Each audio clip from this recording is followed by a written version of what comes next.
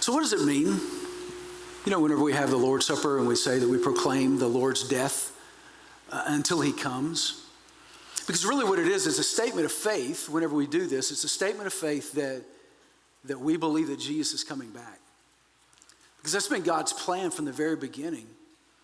His plan for Jesus to be born of the Virgin Mary and to celebrate that, which we do at Christmas. For Jesus to live his life and to perform all the miracles that he did so that we would know that he is actually the Son of God. And then for him to go to the cross and to die there, shedding his blood for our sin. I mean, a perfect sacrifice, a sinless sacrifice for us, that we might actually be exempt from the judgment of God. And then for God to prove that Jesus' sacrifice was enough at the resurrection, God raised him from the dead.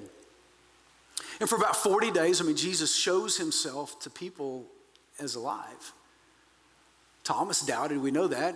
Jesus said, hey, stop doubting and believe. Here, if you need to, put your finger in the hole in my hand and see that I have flesh and blood. You can put your hand here in the side where the spear caught me. You can do that too. He ate breakfast with them. So it wasn't a ghost, it was a real guy that was standing there, really resurrected from the dead. And then later on, Jesus had some of the guys there and he was actually ascended to the Father, promising that he was going to come back one day. One day he was going to come back. You know, in the return of Jesus, there's a lot that goes on with kind of the last days and the end times. Here's something that you need to know about the return of Jesus, that you don't ever really know the day or the hour. If somebody tells you it's going to be on Thursday next week, don't believe them, because we don't know. You know, if they say, hey, it's going to happen on New Year's Eve in 2025, they don't know that. There are signs that are out there to where you can have an idea like, hey, we're really close, and we are really close. These are the last days. These are the end of the times. But you don't know exactly when Jesus is going to come back. Actually, his return is pretty nuanced. There's a lot to it. There's an event called the rapture. And really what it is, it's a catching up. So prior to a final 7-year period at the end of the world, the Bible says is that everybody who's a believer that's still alive at that moment in time will be caught up to be with the Lord in the air. And so we will always be with the Lord. And so there's this rapture, and then after that rapture occurs, what it does is it removes the church, all those who are believers, all those who are followers of Christ. It removes them out of the way so that this person called the Antichrist can really have free reign. That's what makes that 7-year tribulation period in the book of Revelation so bad. You know, we look around today and we think, wow, man, things are so bad, and they are bad. But think about what would happen if believers weren't here anymore. Like nobody said anything about what was wrong. And the church was gone. And nobody spoke up for the victims. Nobody spoke up for the innocent. Nobody spoke up about like, hey, what about doing what's right? What if that voice wasn't here anymore? Satan just had free reign. How bad would it be? And that's kind of what happens during that tribulation time, that 7-year period. And then at the end of that 7-year period, you have the second coming of Jesus. You know, and when you read through the New Testament, Jesus actually teaches a little bit about this second coming. He talks about, he uses actually Noah in the flood as an example, and also the cities of Sodom and Gomorrah. And here's what he says. It's in Luke 17. It says, just as it was in the days of Noah, so it will be in the days of the Son of Man. That he's talking about himself. They were eating and drinking and marrying and being given in marriage until the day when Noah entered the ark and the flood came and destroyed them all. He says, and likewise, just like Noah's day, likewise, just as it was in the days of Lot, they were eating and drinking and buying and selling, planting and building. But on the day when Lot went out from Sodom, fire and sulfur rained down from heaven and destroyed them all. And then Jesus says, so it will be on the day when the Son of Man is revealed. And so just like it was in Noah's day, just like it was in Lot's day with Sodom and Gomorrah, so it will be on that day where Jesus comes back. That life will be going on as it always has. People will be building and planting and sowing and reaping and getting married and having kids and going to work and fixing the car. They're going to be doing all the normal things that people do in their life, and then Jesus is here. So it's expected, but it's unexpected. It's anticipated, but it's unanticipated. But it's going to come. It's going to happen one of these days. And most times when we talk about the end times and when Jesus comes back, we're actually, we refer to the judgment happening at that time, that one day Jesus will come in glory to judge the living and the dead. Both those who are alive and those who have died, there's this final judgment that happens. And so we've been working through the book of Jude, and really what Jude picks up on here in this passage is judgment. He's got a group of people that weren't behaving themselves in the church, and so he says, listen, we've got to deal with these folks, and you need to understand that these people, that they're going to get judged. Actually, he says that the guy by the name of Enoch, which is way back in the book of Genesis, about chapter 3 or so, Enoch, which was just the 7th generation from Adam, Enoch actually prophesied about the arrival of these people. And he said in this prophecy, they're going to be judged. So I want to look at Jude, and then we're going to dive into this whole idea of judgment. It says it was about these that Enoch, the 7th from Adam, so the 7th generation from Adam, Enoch was here. Enoch was a guy who walked with God, and then he was no more. It just says that God took him. But he prophesied, saying, behold, the Lord comes with 10,000 of his holy ones. Now, when he says that, more than likely that's the angels. We know a little bit about the judgment in the New Testament, that the angels are participants in the final judgment of the world, to execute judgment on all, and to convict all of the ungodly of all their deeds of ungodliness that they have committed in such an ungodly way. And so those that have rejected God, that are ungodly, they're going to be judged for all the ungodly things they've done. And you can read about that in the news. And of all the harsh things that ungodly sinners have spoken against him. I mean, so there's been a lot of things, and there's still a lot of things that people, they speak against God in just some horrendous ways. And he's like, hey, all those things that they said, they're going to get judged for those things. He says they're grumblers, they're malcontents, following their own sinful desires. They're loudmouth boasters, showing favoritism to gain an advantage. And so there's going to be this day of judgment. So to walk us through this is what I'm going to do. I'm going to answer 4 questions about judgment, and then I'm going to make one statement and read a little bit of an article that I ran across that I thought was just really good. And so we'll cover that. So here's the first question is, what is the judgment day? I mean, what is that? That after the rapture, after the 7 years of tribulation, there is this day of judgment that's going to happen. Now, it's nuanced as well, and we'll talk about the nuances, but it's that final day that God says, that's it. Like, we're going to call all the accounts due. We're going to talk to everybody about what they've been doing, both good and bad. Now, here's the thing about judgment. Judgment's not always bad. Matter of fact, judgment may very well be the very best day of your life. I mean, the best day of your life. Like, you get there to be judged, and you walk away thinking, yes, that was absolutely wonderful and marvelous.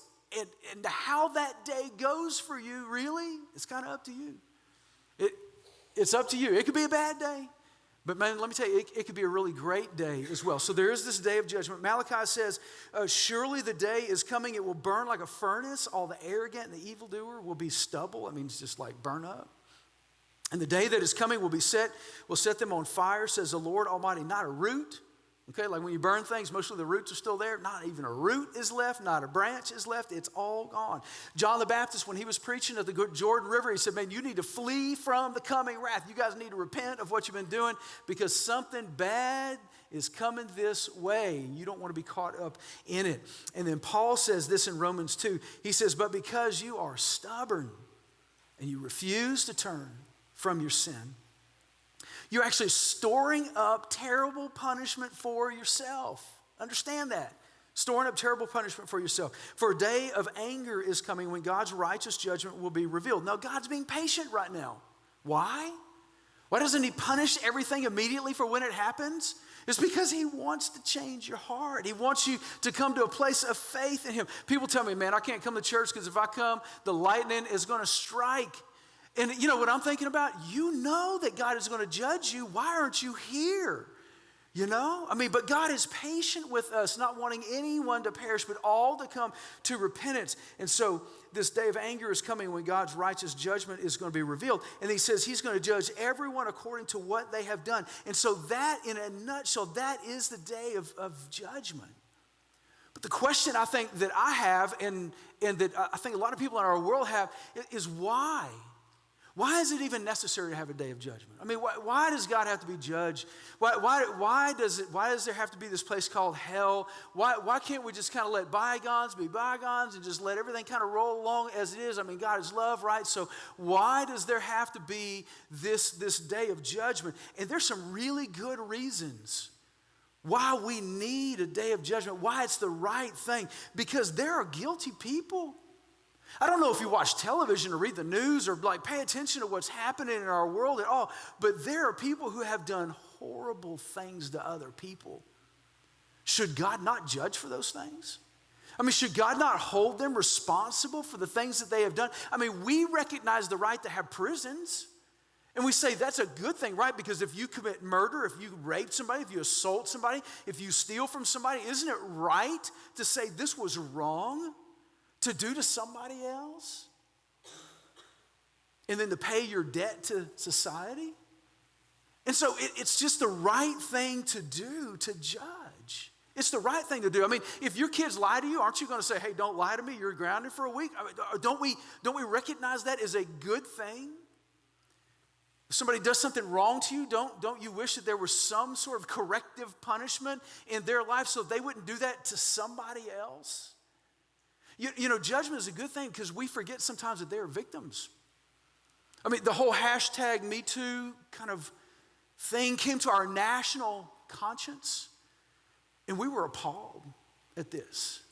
That women would have to endure sexual harassment and sexual assault at the hands of powerful men in powerful places that held their livelihood and their future in their hands. Isn't it right to say to the victim that your voice matters and that what happened to you matters and that we're going to try and be corrective about this? That these people should be held responsible for what they've done. So judgment's right because people are guilty. And because there are victims, and because God is just. How could God be good if he never judged? How could you be a good parent if you never said to your child, don't lie? If you never said to your child, hey, listen, you should not take what is not yours. How could you say that you're a good parent if you never instituted any corrective measures in your child's life? No way you could be good if you never did any of those things for the benefit of your child. And so how could God claim to be good if there was no judgment? The problem with all this is that we're all guilty. I mean, maybe not to put us away for 10 years. You know, maybe you've not killed anybody. I mean, I haven't. Most of us in here probably haven't. Maybe wanted to. But I mean, we're all guilty. And so how does a just God look at us in our lives that you and I are guilty and yet declare us innocent? You see, and that's the whole plan. That was the whole motive behind Jesus coming and living this sinless, perfect life where he goes to the cross and he dies in our place. He dies as our substitute. He ransoms our soul so that when you believe the gospel, when you receive Jesus into your life, then what happens is now God declares you good even though you're evil. God declares you righteous even though you're unrighteous, and he declares you righteous not based on the things that you have done, but based on the work that Jesus Christ has done on your behalf. That's why if you reject him, you're still guilty. So why if you reject him, God still declares you unrighteous because you've not come to the only one who's able to cleanse you from your sin and to remove your sin as far as the east is from the west. And so there is a day of judgment because that is the right thing. It is a good thing. There are victims and they're guilty, but God has made a way for us through the person of his son, Jesus. So here's the third question. What about Christians? You know, how does that work with judgment? If you've trusted Jesus and you believe him and you have faith in him, how does that work with people who are believers? Do we still face judgment? And the answer to that is yes. I mean, we do. In the book of Romans and also 2 Corinthians and other places as well, Paul talks to the church and he's actually including himself in this. And here's what he says in Romans 14, for we will all stand before God's judgment seat. So then each of us will give an account of himself to God. So we're all going to stand before God. We're all going to give an account for our lives, believer and unbeliever alike. And then 2 Corinthians chapter 5, verse 10, it says that we must all appear before the judgment seat of Christ so that each of us may receive what is due us for the things done while in the body, whether good or bad. And so every believer is going to stand before what is called the judgment seat of Christ and will be judged for what we've done in this body. Now, it's not about heaven and hell. It's not about salvation or not salvation. That's already been settled on the cross because you believe the gospel. You believe the good news about Jesus, and he lives inside of you. So that is settled. So what God judges you for as a believer is your life and the works. And it's not, again, for heaven or hell, but what it is for the reward or loss of reward. It's those things that God would love to give you, but maybe you don't receive because you didn't handle these years the way that you should have. Here's what the New Testament says about that part of the judgment. It's in 1 Corinthians chapter 3. He says, anyone who builds on that foundation may use a variety of materials. So the foundation is your life, okay? Gold, silver, jewels, wood, hay, or straw. But on the judgment day, fire will reveal what kind of work each builder has done. The fire will show if a person's work has any value. If the work survives, that builder will receive a reward. But if the work is burned up, the builder will suffer great loss. So you can be saved and yet suffer loss. The builder will be saved, but like one barely escaping through a wall of flames. So if you live this life and you build with gold and silver and precious stones, man, God has got a reward that he is going to reward for you. And on that day of judgment would be the very best day of your life. As a believer, though, you may have just kind of squandered the life that you've been given. And you stand before God and you barely make it through, but you suffer loss because it's all burned up. We were driving through the National Forest yesterday and they were burning through 1375. And we've seen that. You live in East Texas, you probably noticed before, we're like, why is everything burnt? Well, they do that intentionally. And the reason why is because they have all these forests, they have all these mature pine trees, but there's a lot of underbrush that's there. And so they come through and they light it all on fire, and all the underbrush is burnt up, but all the mature trees stay. And so it's a great picture of what happens for you and I at the judgment seat of Christ. At that judgment, we're going to be judged for all the things that we have done, and all the underbrush, all the junk, all the stuff that we did that didn't make any difference at all or wasn't good at all that stuff is toast. It's gone. You don't carry that with you. But all the good things that you have done, all the mature pines that are there, it withstands the judgment. It withstands the judgment. And you step into eternity with those rewards. And so as believers, we will be judged. We'll be judged on the works that we have done. Some will be lost and others will be gained. So fourth question is this: what about judgment for those who don't believe? What about judgment for those that just said, in this lifetime, I'm not interested in Jesus? Again, I don't know that people always think about these things, but so people who go through life and they're like, I don't want Jesus. I don't want to receive him. I don't want to trust him. I don't want to be in church. I don't want to do what he says. Why would you want to go to heaven? Because you get to spend eternity, like forever, with the guy that you said, I don't want to spend 70 years with. I don't want to follow him now. I don't want to do his stuff. I don't want to be like him. I don't want to, I'm not interested in the things of God. So if you're not interested in this life, what makes you think you want to spend an eternity with him? And so there are some that are going to reject Jesus. And they're going to stand in judgment too. It's called the Great White Throne Judgment. It's in Revelation chapter 20, verses 11 and 12. And it says, and then I saw a great white throne and him who was seated on it. From his presence, earth and sky fled away. And no place was found for them. And I saw the dead, great and small, standing before the throne. And the books were opened. And then another book was opened, which is the book of life. And the dead were judged by what was written in the books according to what they had done. And what they had done was to reject Christ. I mean, that's what they did. They said no. They said, I've got other things I want to do. I have another life I want to live. I'm just not interested in Jesus and about the things of God and the Bible and church. And that's just, those things don't concern me at all. And so they lived this life without Christ, and they will live the next life without him. That's what you call hell.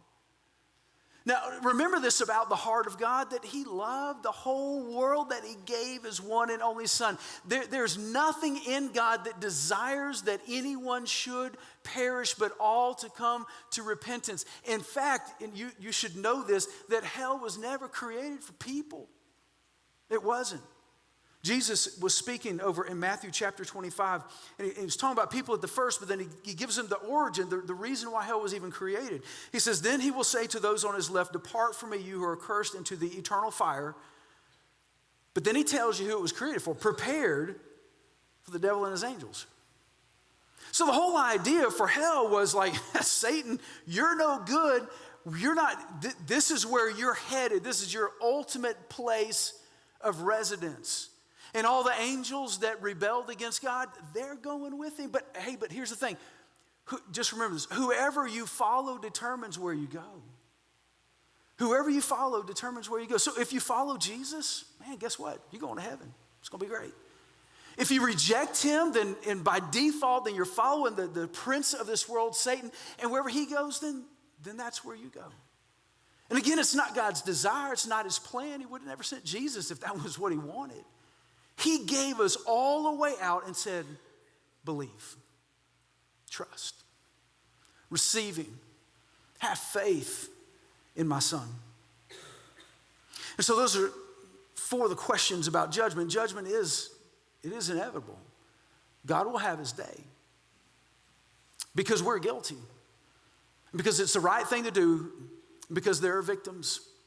But he's made a way out for you as well. So here's the statement that I want to end with. You should want a God who judges.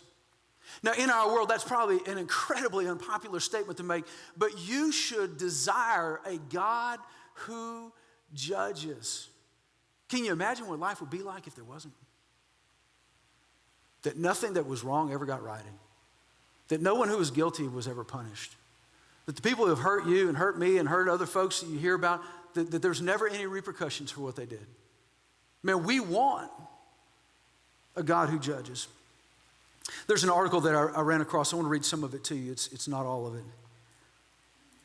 It says, will not a righteous God visit or judge for these things? Frederick Douglass asked this question in his autobiography after recounting the tragedy of his grandmother's death. After a lifetime of bondage and servitude to her masters, when she was too old to be of any use to them, they callously sent her off to die alone, apart from her family. Douglass could have asked the same question, though, at nearly any point in his harrowing story of hope and fortitude amid inhumanity and cruelty, the beatings and the murders and the calculated theft of time and family and dignity. Will not God visit for these things? And it continues to echo for more than just the past injustices of American slavery, the crimes and atrocities reported by the 24-hour news cycle, the cycle that threatens to churn our souls most days, lead us to this question over and over again. Will not God visit for these things?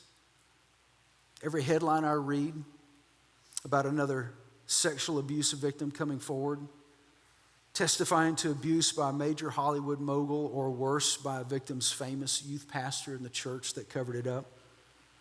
Will not a righteous God judge for these things? Every report of a child who has been abused and traumatized in an immigration detention center for the last few years, or in their home or in their schools, will not God judge for these things? We're often told that our culture doesn't want an angry God of judgment. This age can't abide any more teaching on a God full of wrath who will prepare his weapons for battle with the unrepentant oppressors of God's people. But I don't entirely buy that view. Not when I think of our rage against injustices in our culture. Not when I think about righteous anger at injustice. In a world crooked and ruined with rebellion, I think deep down we all know that we need a God who feels indignation every day. We know it would be a greater tragedy if God never visited for these things. We would be terrified to discover that he was an unrighteous judge who never condemned, never punished, never dealt with the crimes of this world, which is no judge at all. Isn't that what part of us feeds our anxiety and disquiet? Are we not like Jeremiah, wondering why does the way of the wicked prosper? Why do all the faithless live at ease? Are we not plagued with the suspicion that nothing is ever going to change? That no matter who we vote for or whom we call or where we protest, the powerful will keep getting away with it. The violent will keep grinding the weak into dust. That even though some get caught, many still prosper because they know how to game the system and pervert the law. Are not our fears those of the psalmist who worries the Lord is hiding himself in these days of trouble? At these moments, our hearts need a God who names names, who judges, and who punishes sin. We need a God to whom we can call, "Arise, O Lord. O God, lift up your hand and forget not the afflicted." And in confidence know that he will answer. We need a God who will eventually visit for these things. And God will. He will visit for these things. And so my encouragement to you is to know that you are covered by the blood of Christ. And that you have given your heart and your life over to him so that you escape that day that is coming on all those who have rejected him and said no to his grace and said no to his love. So I want to close this morning as we began, just in examining our own hearts and seeing where we are with the Lord. And so I want you to bow your heads and close your eyes for this time.